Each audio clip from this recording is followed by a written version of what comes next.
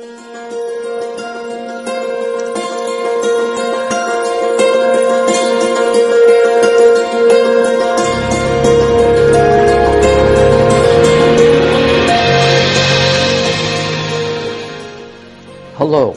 my name is Ed Dobson, and I'm here today with my good friend Dr. Mano Daniel, and we want to talk to you today about the issue of sickness, disease, and healing. உங்களுக்கு வாழ்த்துதல். என் பெயர் எட் Dobson. என்னுடைய நண்பர் மனோ டேனியலோடு கூட நான் உங்களோடு கூட பேசுகின்றேன். சுகவீனத்தை பற்றியும் குணமடைதலை பற்றியும் பிரச்சனைகள் வாழ்க்கையிலே இடுக்கண்கள் பற்றியும் நாங்கள் பேசிக் கொண்டிருக்கிறோம். What I want to talk about today is my own personal journey. என்னுடைய வாழ்க்கையிலே நான் வாழ்க்கையிலே நடக்கின்ற காரியங்களை குறித்து உங்களோட பேச போகிறேன். I have a terminal, degenerative, and incurable disease. எனக்கு நிரந்தரமான குணமடையக்கூடாத ஒரு வியாதி இருக்கின்றது. In Britain, they call it motor neuron disease. இங்கிலாந்திலே இதற்கு மோட்டார் நியூரான் டிசீஸ் என்று சொல்லப்படுகிறார். It means that the electrical impulses from my brain do not get to my muscles. என்னவென்றால் நம்முடைய மூளையிலிருந்து மின் காரியங்கள், மின் துளிகள் அல்லது எலக்ட்ரிக்கல் இம்பல்ஸ் என்று சொல்கிறார்கள். அது தசைகளுக்கு போய் தான் இயங்குகிறது. அது செல்லாத நிலை. And eventually the muscles quit working. இப்படி செல்லாததுனாலே அது தசைகள் தளர்ச்சியாகி அது கடைசியாக தளர்ச்சியாகி அது வளராதபடி குன்றி சாகின்றதாக இருக்கிறது. In America they call it Lou Gehrig's disease. அமெரிக்காவில் அதுக்கு பெயர் லூ கெஹ்ரிக் டிசீஸ் என்பது. 5 years ago I was sitting in church on a Sunday morning. 5 வருஷத்துக்கு முன்னாக நான் சபையில் உட்கார்ந்து கொண்டிருந்தேன். Seated behind me was one of our doctors. எனக்கு பின்னால உட்கார்ந்திருந்தது ஒரு டாக்டர், ஒரு மருத்துவர் உட்கார்ந்திருந்தார். For some time I'd been having some difficulty. கொஞ்ச நாளா எனக்கு கொஞ்சம் கஷ்டமா தான் இருந்துச்சு. My muscles were twitching. என்னுடைய தசைகள் எல்லாம் ஆட ஆரம்பித்தது. I noticed I was having a hard time opening jars. எனக்கு அந்த மூடி திறப்பதற்கு கொஞ்சம் கஷ்டமாக இருந்தது. And that week as I was writing out my sermon notes, it felt like my brain and my hand were not quite connected right. அந்த வாரம் நான் எழுதும்போது பார்த்தா என்னுடைய மூளையோ எழுதணும்னு சொல்லுது, ஆனா என் கரம் எழுதுறதுக்கு முடியல. So during one of the songs I leaned over to this doctor and explained my symptoms. நான் அந்த பாட்டு பாடிட்டு இருக்கும்போது என் பக்கத்துல இருந்த டாக்டர் கிட்ட நான் எட்டி பார்த்து நான் சொன்னேன், எனக்கு இந்த மாதிரிலாம் நடக்குதே அப்படின்னு சொன்னேன். He said to me, "You better come see me." அப்ப சொன்னாரு, நீ உடனே என்ன பார் அப்படின்னு சொன்னார். Like tomorrow. நாளைக்கு பாருன்னு சொன்னார். So I went to see the doctor. நான் அந்த டாக்டரை பார்க்க போனேன். And he examined me. என்னை சோதித்து பார்த்தார். And he said, "I think you have motor neuron disease." அப்ப பார்த்துட்டு சொன்னாரு, உனக்கு இந்த மோட்டார் நியூரான் டிசீஸ் வியாதி இருக்கிறது. Later it was confirmed by a second doctor. ரெண்டாவதா இன்னொரு டாக்டர் கிட்ட போனா அதுவும் அவரும் பார்த்துட்டு அதுதான் சொன்னார். At that time they gave me 2 to 5 years to live. அப்ப என் கூட பேசும்போது உனக்கு 2 to 5 வருஷம் தான் உயிரோடு இருக்க போற நீ அப்படின்னு சொன்னாங்க. And they said that most of that time I would be in a disabled condition. ஆனா அந்த 2 to 5 வருஷம் எல்லா நாளும் நீ படுக்கையில தான் கிடப்பேன்னு சொன்னாங்க. My hands and arms would not work, my legs and feet would not work, and my tongue would atrophy. என்னன்னா என் கரங்கள் வேலை செய்யாது, என் கால்கள் வேலை செய்யாது, என் நாக்கு கூட வேலை செய்யாது, அப்படியே நின்று போய்விடும் என்று சொன்னார்கள். I don't know if you've ever been diagnosed with a terminal incurable disease. ஒருவேளை உங்க வாழ்க்கையில நிரந்தரமாக குணமடையக்கூடாத தீராத வியாதி இருக்குதுன்னு சொன்னாங்களா டாக்டர்? But it's overwhelming. ஆனா அது அப்படி வரும்பொழுது அது பெரிய ஒரு வெள்ளம் போல, தலைக்கு மேல போற வெள்ளம் போல வருகிறது. Mano, in Jerusalem, just up over the Mount of Olives, is the ancient city of Bethany. மனோ, எருசலேமிலே அந்த ஒலிவ மலை பக்கத்திலே பெத்தனி என்ற இடம் இருக்கின்றது. This was the home of Mary and Martha and Lazarus. பெத்தனியில தான் மரியாளும் மார்த்தாளும் லாசருவும் இருந்த இடம். And the last week of Jesus' life, he stayed with them. கடைசி வாரம் அவர்களோடு கூட தரித்திருந்தார். If I could take you there today, I could show you in a back alley a sign that says the grave of Lazarus. இன்னைக்கு நான் உங்களை கூட்டிட்டு போறேன்னா அங்க வந்து லாசருவின் கல்லறையை நம்ம பார்க்கலாம். You recall from the story in the Bible, Jesus raised Lazarus from the dead. நீங்கள் வேதத்திலே பார்க்கும் பொழுது லாசருவை இயேசு கிறிஸ்து உயிர்த்தெழ வைத்தார் என்று பார்க்கின்றோம். And on the back alley is a sign over the door that says the tomb of Lazarus. அந்த கல்லறையின் துவக்கத்திலே முன் வாசலிலே லாசருவின் கல்லறை என்று எழுதி போட்டிருக்கிறார். Of course, Mano, we don't know for sure if it was the tomb of Lazarus. நமக்கு தெரியாது, அது உண்மைதான். அவங்க சொல்றாங்க அந்த கல்லறை தான் லாசருவின் கல்லறை, நமக்கு தெரியாது, நிச்சயமா தெரியாது. But what we do know is that it is an authentic Second Temple period tomb. ஆனா அது வந்து இரண்டாவது ஆலயம், தேவாலயம், முதல்ல கட்டி இடிக்கப்பட்ட ஆலயம், இரண்டாவது ஆலயத்தில் இடிக்கப்பட்ட ஆலயத்தின் காலங்களிலே இது இருந்த ஒரு குகை. It's a tomb that dates to the time of Jesus. இயேசு கிறிஸ்துவின் நாட்களிலே இருந்த ஒரு குகை அல்லது ஒரு கல்லறை. So if I could take you there, Mano, we would pay the man to enter the tomb.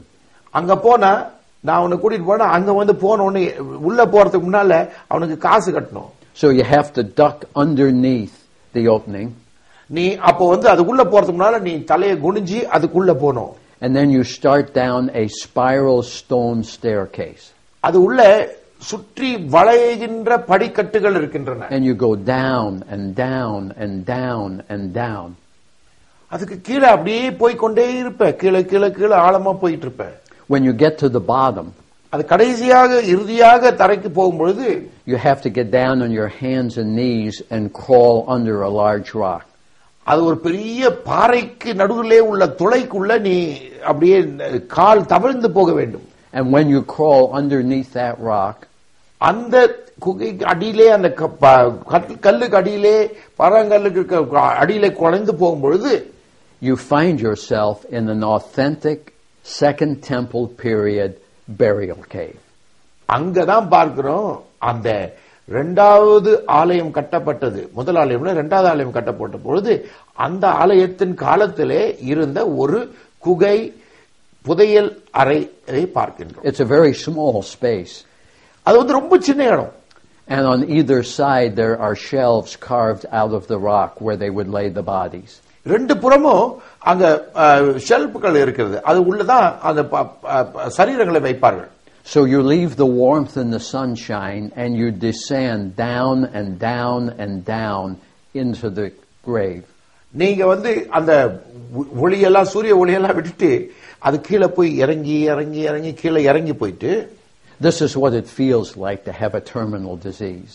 அந்த இடத்துல நீங்க போய் அது உள்ள பூந்து போய் அந்த கல்லறையை பார்க்கிறது போலதான் இருக்கிறது தீராத வியாதி. One day you're walking in the warmth of the sunshine with everybody else. ஒரு நாள் சந்தோஷமாக சூரிய ஒளியில நீங்க சந்தோஷமாக இருக்கிறீங்க. Everything is wonderful. நல்ல சந்தோஷமா இருக்கு. And then a doctor tells you you have an incurable disease that's going to kill you. திடீர்னு சொல்றாரு உனக்கு தீராத வியாதி இருக்க போகிறது என்று. It's like you step into Lazarus' tomb. நீ எப்படி லாசருவின் கல்லறைக்குள்ள போனது போல இருக்கிறது. You go down and down and down and down. நீ அப்படியே கீழே கீழே கீழே போய் கொண்டிருக்கிறாய். Far from the warmth of the sunshine. அது தூரமா இருக்கு.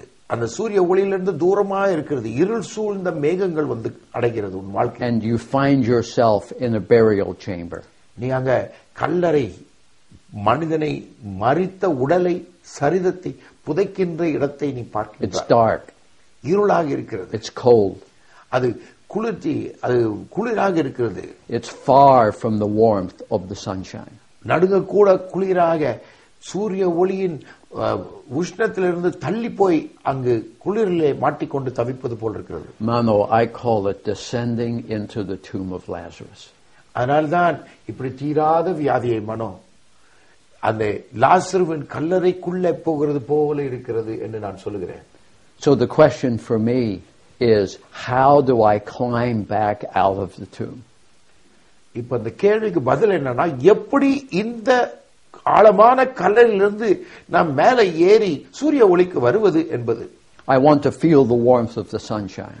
திரும்பமாக அந்த சந்தோஷமான சூரிய ஒளியினுடைய உஷ்ணத்தை எனக்கு காண வேண்டும் என்று விரும்புகிறேன். I want to walk with my friends down the street. அந்த தெருவிலே என் நண்பர்களோடு கூட சேர்ந்து நடக்க வேண்டும் என்று விரும்புகிறேன். But I find myself in this self-contained prison. ஆனா இப்படிப்பட்ட ஒரு கல்லறையிலே அடைப்பட்டு இருக்கிறேன். In my own journey, I've discovered a number of prayers that have helped me climb out of the tomb of Lazarus.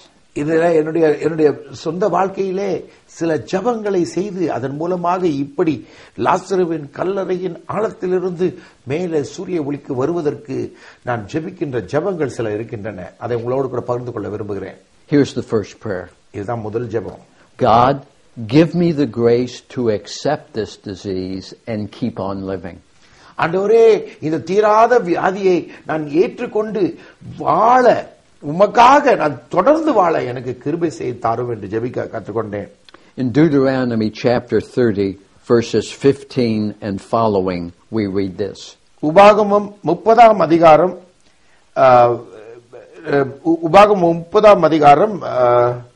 Deuteronomy 30 verse 15. 30 அதிகாரம் 15 வசனம். Here's what the text says. See, I have set before you today life and prosperity, death and destruction. For I command you today to love the Lord your God, to walk in his ways, and to keep his commands, decrees, and laws. Then you will live and increase, and the Lord will bless you in the land you are entering to possess. But if your heart turns away, and you are not obedient, and if you are drawn away to bow down to other gods and worship them, I declare to you this day that you will certainly be destroyed. You will not live long in the land you are crossing the Jordan to enter and possess. This day I call heaven and earth as witnesses against you, that I have set before you life and death, blessings and curses.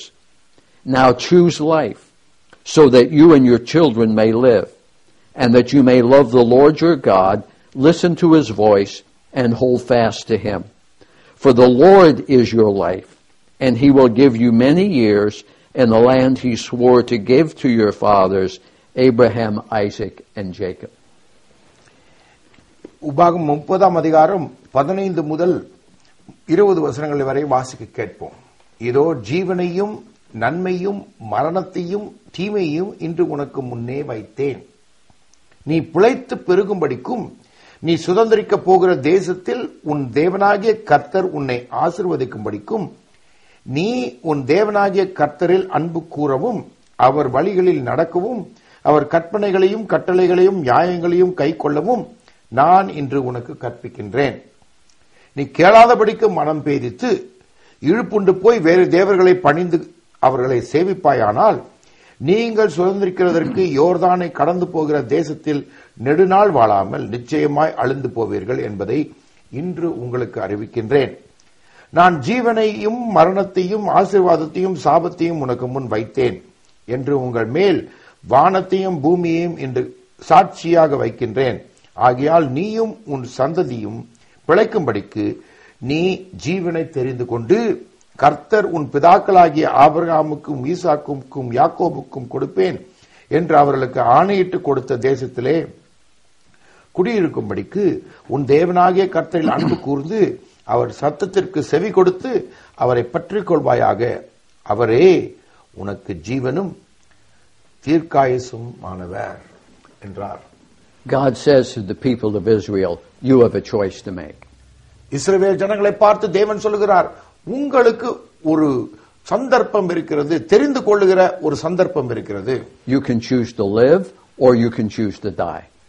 நீங்கள் வாழலாம் அல்லது மரிக்கலாம். You can choose my blessing or my curse. நீங்க என்னுடைய ஆசீர்வாதத்தை பெற்றுக்கொள்ளலாம் அல்லது சாபத்தை பெற்றுக்கொள்ளலாம். But the choice is yours. உங்ககிட்ட தான் இருக்கு அதை தெரிந்து கொள்ளுதல். If you love me and obey me and worship me, you choose life. என்னை நேசித்து என்னை விசுவாசித்து என்னை நம்பும் பொழுது நீங்கள் வாழ்க்கையை தெரிந்து கொள்கிறீர்கள். But if you disobey me and worship other gods, you've chosen death. ஆனா நீங்க மரணத்தை தெரிந்து கொண்டீர்கள் என்றால்